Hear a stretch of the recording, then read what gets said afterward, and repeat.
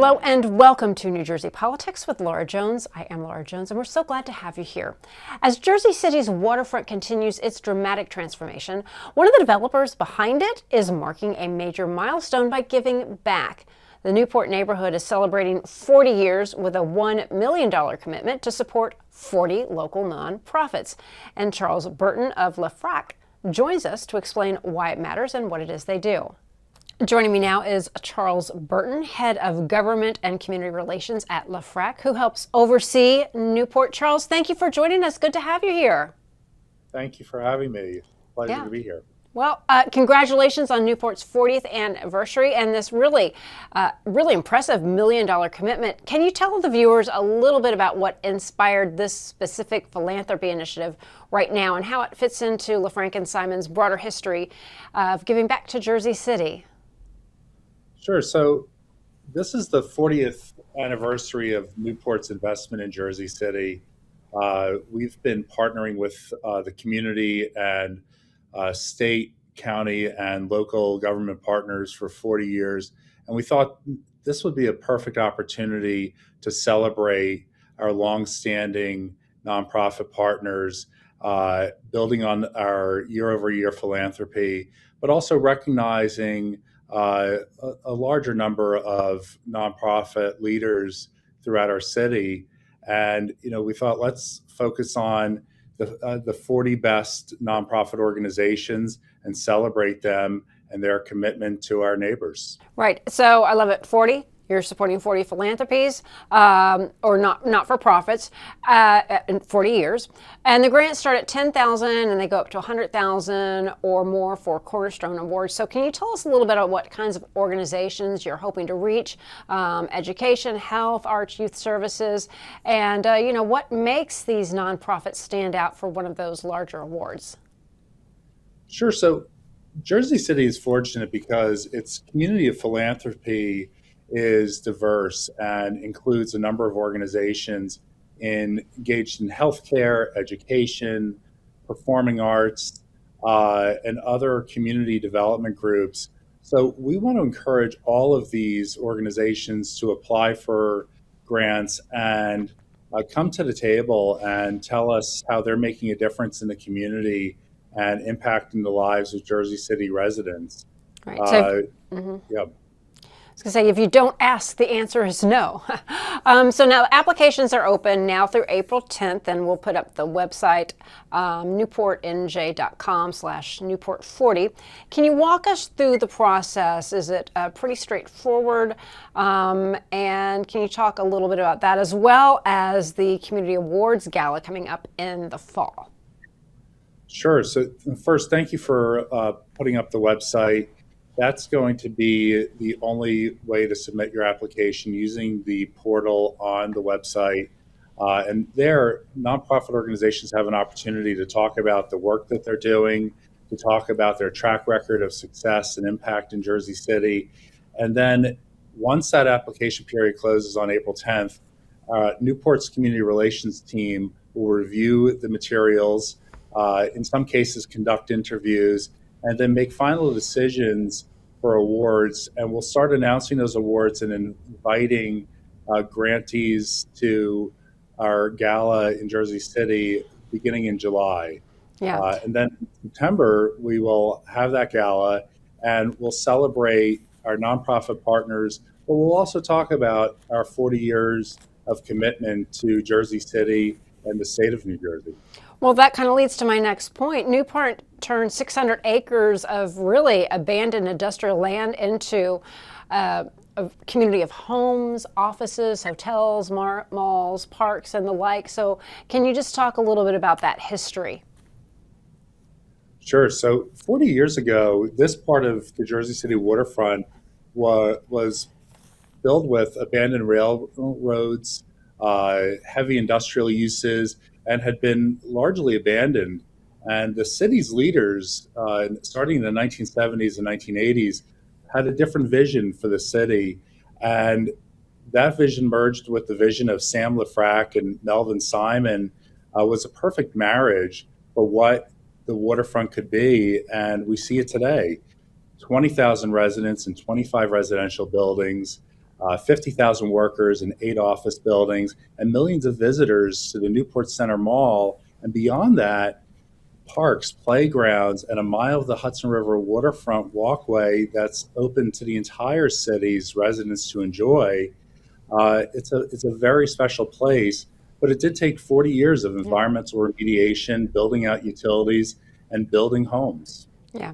Well, can you, and it's gotten the attention of leaders from the Mayor Solomon, Governor Mikey Sherrill. Others are praising Newport really as a catalyst for these transit investment, tax revenues, regional growth. So in your view, can you talk a little bit about how the private sector philanthropies like this help fill gaps where public resources might be stretched, and what message it sends about development, about responsible development? Sure. So to build housing is to be optimistic about the future and is one of the greatest investments that any of us can make in the community. But there's so much more to a community that goes beyond housing, and that includes quality health care, access to transit, access to strong educational opportunities, and access to good jobs. And our nonprofit partners have been critical in doing at times what government's not able to do itself, especially right now with federal government funding cuts to nonprofit organizations. These groups have been leaders in providing safe outlets for children, for creating extracurricular activities, for providing healthcare access to our vulnerable residents.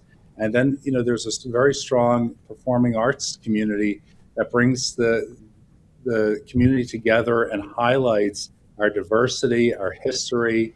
It really creates a positive community that we call home.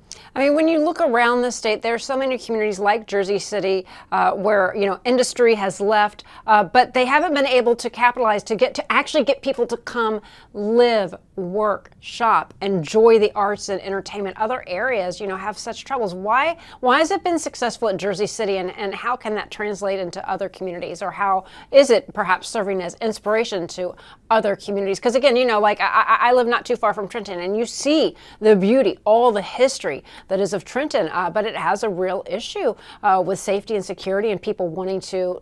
They come there to work, but they're not. Not a lot of people are living there. They're not going there for entertainment, or they're going and they're coming for the day, maybe to look at some of the history where the Battle of Trenton took place, or they're coming down to the state capitol, and that's it. So, how do people look at what you all are doing as a model to do in other communities? Well, it really goes to the fact that we have strong community partners. Mm-hmm. We have strong partners at the state, county, and local levels of government. We also have strong partners in the community through these nonprofit organizations, through longtime residents who make the city what it is, but also to the new residents who are going to call Jersey City home today and tomorrow. And look, Jersey City is fortunate based on its location, being so close to one of the greatest cities in the world, a super city, New York City, and having great access to transit, to airports, but also to very good quality jobs and healthcare opportunities. The state of New Jersey is a very special place. It's bookended by two great cities, Philadelphia and New York. But Jersey City is extra special because of its location, but also because of its history. Jersey City is known as America's Golden Door because it's welcomed generations of immigrants to its shores. And we're seeing that kind of diversity in community today in terms of the residents who are in the Newport neighborhood and all the neighborhoods of our city. Yeah. And you've got the good view. You've got the best view in Jersey City. But, this 40th anniversary, these awards to not-for-profits comes on top of ongoing annual giving and other efforts like sustainability projects at Newport Properties. So as someone who leads community relations, can you talk about how these initiatives from parks to philanthropy build long-term civic pride and sustainability in Jersey City? Sure. We take our role as citizens and residents of Jersey City very seriously. As you mentioned, this philanthropy initiative builds on 40 years of cooperation and coordination with nonprofit partners. But it's also one part of a larger approach that we've taken to the city. We've embraced sustainability, we've embraced charging infrastructure for our vehicles. We have solar panels on one of our residential buildings. We really do try to think about how we can give back to the community, and we've made a concerted effort to take the city and its needs into account in everything we do. So, just in terms of arts and philanthropy, the Hudson River Waterfront Walkway is home to Jama Plenza's world-class water soul sculpture, an 80-foot tall sculpture that's on the Hudson River waterfront that Newport donated for the public's enjoyment several years ago. It's something that just lifts up the waterfront, but also lifts up our city and makes Jersey City a destination, not just for housing and jobs, but for community and for culture. It's a very special place. Yeah. Final thoughts here for nonprofits watching or community members who just want to get involved. What is your message? Again, should they be applying right now? And then also just looking ahead, what does the next chapter look like for Newport and its role in Jersey City's future? Sure. So Newport's not done yet. We are still building. We're optimistic about the future, and we believe that Newport is the most successful 24/7 live, work, play community in the country. But the work's not done yet.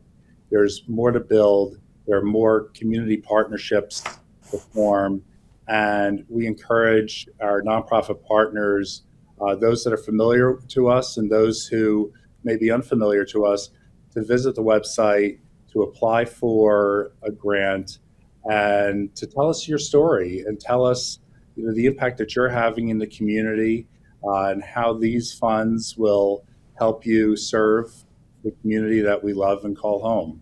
Newport's a very special place, and we're excited for the future. Charles Burton, thank you so much for taking the time to talk to us. Thank you for having me.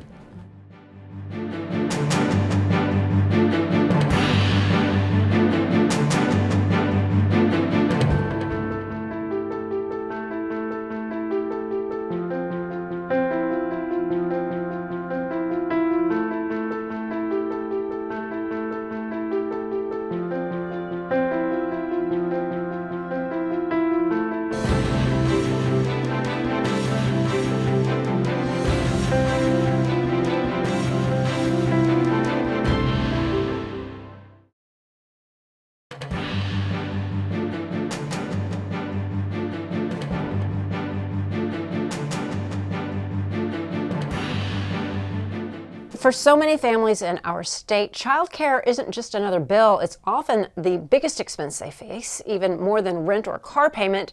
And the crushing cost is forcing parents to cut back on work, leave their jobs entirely, or stretching their budgets to the breaking point.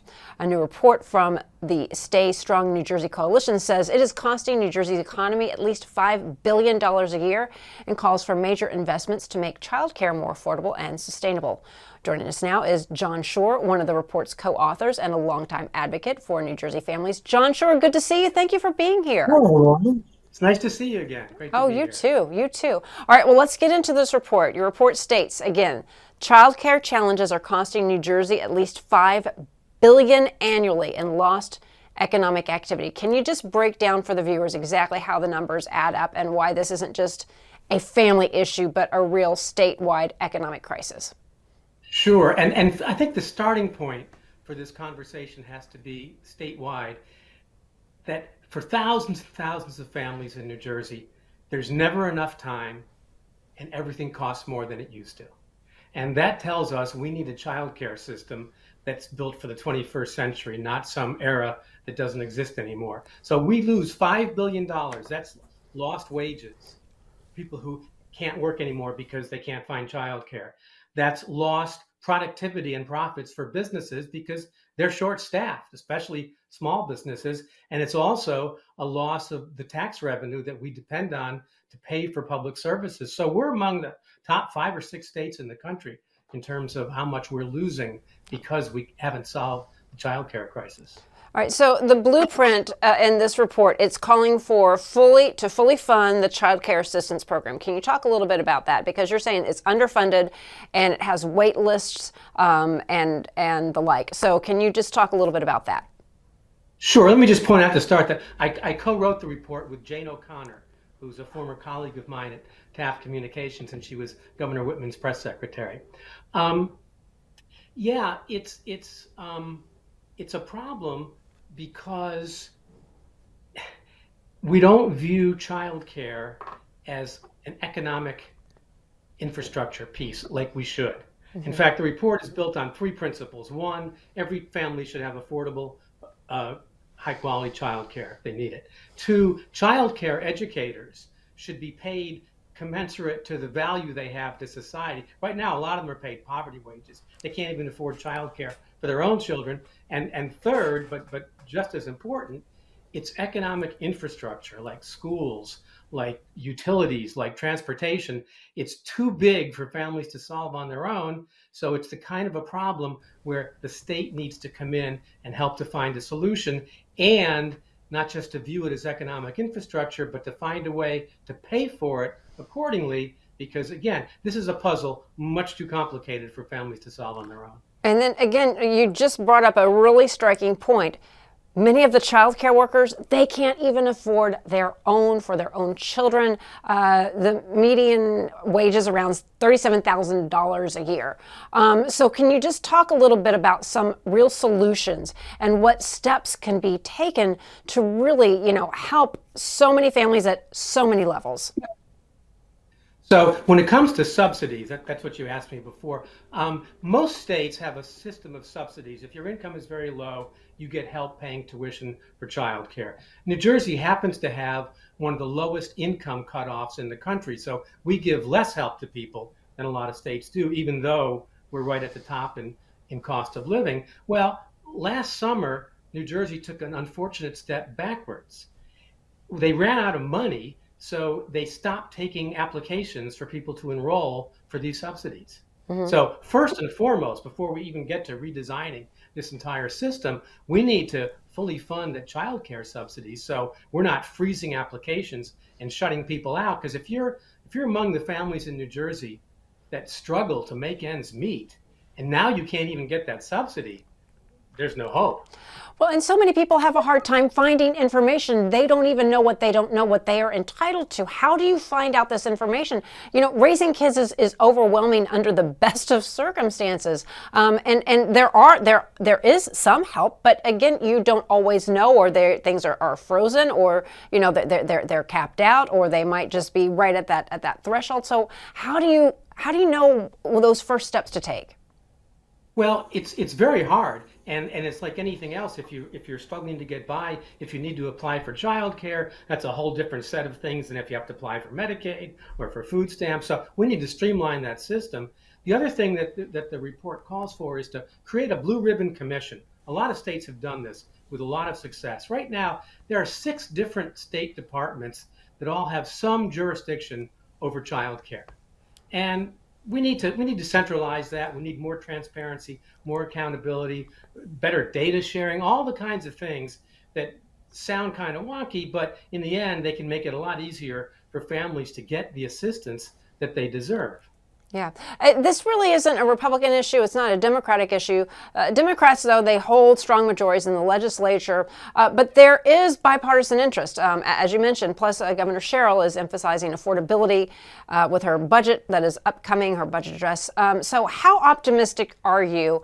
And, what are you doing so that we can see meaningful action legislatively this session? Are you working on any bills that would really align with this blueprint that you've co-authored?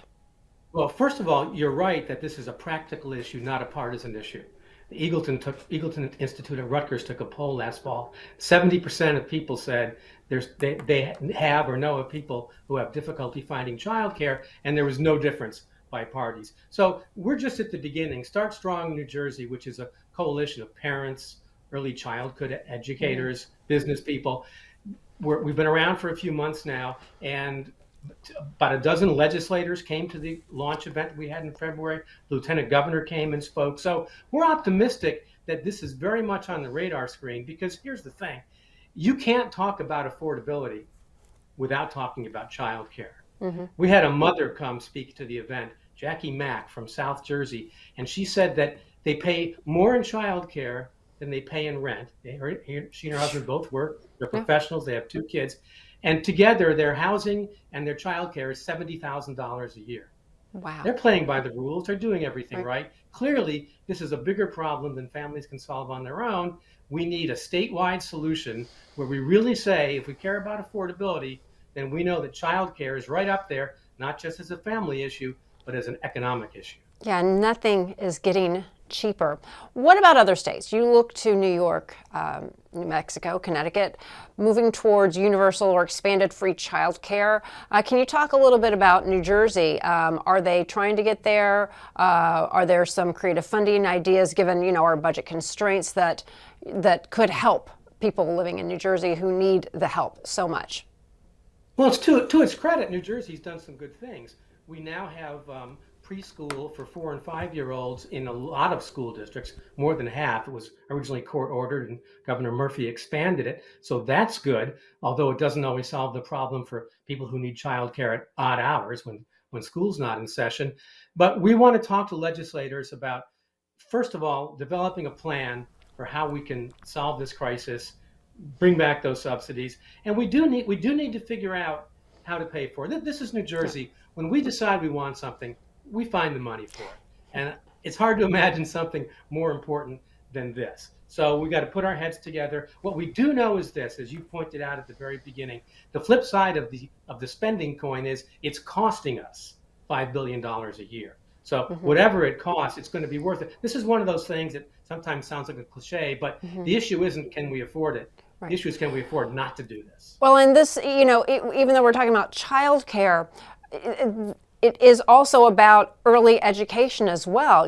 When children are young, they're getting into routines, they're learning their colors, their ABCs, while this isn't part of the education K through 12 or pre-K, but it's all tied in. And ultimately, that is the great equalizer is, when people have access to a good education, that sets them up for such success. And, you mentioned that Rutgers-Eagleton poll. It is showing overwhelming support. Nearly 70%, of the voters are struggling finding with affordable care. So it's a rare issue that has, such a broad consensus.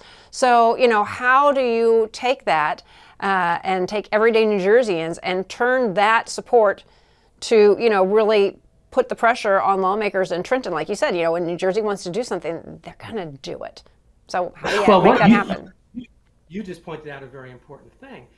We're not talking about babysitting here. Right. We're talking about early childhood educators who are spending hours and hours every day with children at the time in those children's lives when their brains are developing faster and farther than they ever will to set the stage for lifelong health and well-being. So part of it is to help people understand that.